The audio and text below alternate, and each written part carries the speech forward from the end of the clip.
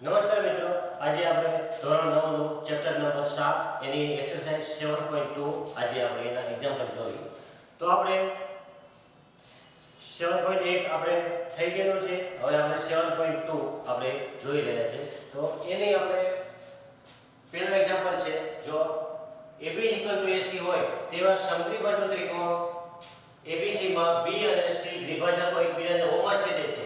A અને O ને જોડો તો સાબિત કરો OB OC અને OA ખૂણા એનો દ્વિભાજક છે. તો સૌપ્રથમ તો ભૂમિતિમાં આપણે એની આકૃતિ દોરવી પડશે. તો પહેલા આપણે આ કોન્સેપ્ટ આપણે એ તૈયાર કરવો પડશે કે આમાં કેવા પ્રકારનો ત્રિકોણ આપેલો છે. તો AB AC એટલે કે જે ત્રિકોણની બે બાજુઓ સરખી છે એ ટાઈપનો ત્રિકોણ આપેલો છે. તો એવા ત્રિકોણને આપણે સમદ્વિબાજુ ત્રિકોણ કહેવામાં આવે છે, જે આપણે આગળ જોઈ ગયા.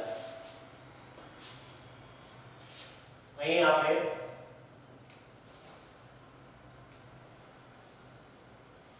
ત્રિકોણ ABC અને AB AC આ સમદ્વિબાજુ ત્રિકોણ છે. B અને C ના દ્વિભાજકો એકબીજાને O માં છેદે છે. એટલે કે B અને C ના દ્વિભાજકો અહીં દોરવામાં છે. એટલે કે B નો દ્વિભાજક અને C નો દ્વિભાજક બંને એકબીજાને O બિંદુમાં છેદે છે. એને O નામ આપી દઈશું અને A અને O ને જોડો. A અને O ને આપણે જોડી દેવાનું છે. તો આપણે સૌપ્રથમ OB OC એટલે OB અને OC આ બંને સરખા છે તે સાબિત કરવાનું છે. તો આપણે તો સૌપ્રથમ OB OC સાબિત કરીશું. તો સૌપ્રથમ અહીં આપણે રકમમાં તમે જોઈ શકો છો કે સમદ્વિબાજુ ત્રિકોણ આપેલો છે, એટલે કે AB AC. તો આપણે લખશું ત્રિકોણ ABC માં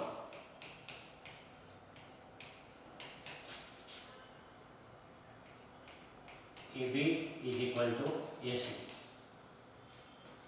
હવે સમદ્વિબાજુ ત્રિકોણ છે તો આપણે પ્રમેય જોઈ ગયા 7.2 કે બે બાજુઓ સરખી હોય તો તેના સામેના એંગલ પણ સમાન થાય. તો AB નો સામેનો એંગલ C થાય, ઓપોઝિટ એંગલ, અને AC નો ઓપોઝિટ એંગલ B થાય. તો અહીં AB નો સામેનો એંગલ C અને AC નો સામેનો એંગલ B અને C સરખા થશે.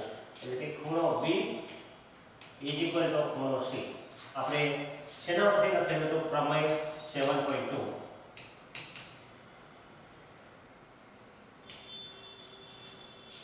ત્રિકોણ ABC માં ખૂણો B અને C દ્વિભાજકો છે. B દ્વિભાજક થાય એટલે કે આ ખૂણો અને આ એંગલ બે અડધા થઈ જશે. બરાબર? એટલે કે ત્રિકોણ B નો 1/2 અને C નો 1/2 એ આપણે લઈ લઈએ. તો આખી એંગલ B છે એનો અડધો ખૂણો આ નીચેનો થાય. નીચેનો ખૂણો કયો થશે? OBC. એ જ રીતે આ બાજુ તમે વિચારો તો C નો આ આખો એંગલ છે અને એનો અડધો એંગલ આ છે. અડધો એંગલ OCB.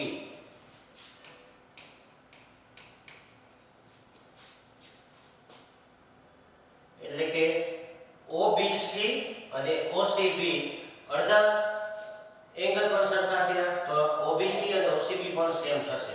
આપણે શેના આધારે લખેલું કે ખૂણો B અને C OB કે દ્વિભાજકો છે. OB એ ખૂણા B નો દ્વિભાજક છે. B અને ખૂણો C દ્વિભાજકો છે. દ્વિભાજકો છે એટલા માટે OBC OCB થઈ શકે. હવે આપણે આગળ વિચારો તમે કે OBC ત્રિકોણ OBC માટે B અને C સેમ ખૂણા થાય છે. અંદરનો આપણે બીજો એંગલ દોરી નાખી એને OBC. હવે આમાં B અને C આ બંને ખૂણા સરખા થયા. B અને C બંને ખૂણા સરખા થયા. તો આપણે બે એંગલ સરખા હોય તો એના ઓપોઝિટ સાઈડ પણ સરખી થાય. તો અહીં B અને C સેમ છે તો B ની સામેની બાજુ OC અને C ની સામેની બાજુ OB બંને સરખી થશે. એટલે આપણે લખી શકશું OB OC. શેના આધારે લખેલું આપણે કે પ્રમેય 7.3 કે જો ખૂણાઓ સરખા હોય તો સામેની બાજુઓ સરખી હોય. બરાબર. એટલે આ બંને પ્રમેય આપણે શીખી ગયા છે કે જો અહીં આપણે ઉપયોગ કર્યો કે બે બાજુઓ સરખી છે તો એંગલ સરખા થયા, અને એ જ માટે આપણે ત્રિકોણ OBC માટે વિચારીએ તો બે સામસામેના ખૂણાઓ સરખા થયા B અને C, તો એની ઓપોઝિટ સાઈડ એટલે કે OB અને OC પણ સરખા થાય છે. OB OC.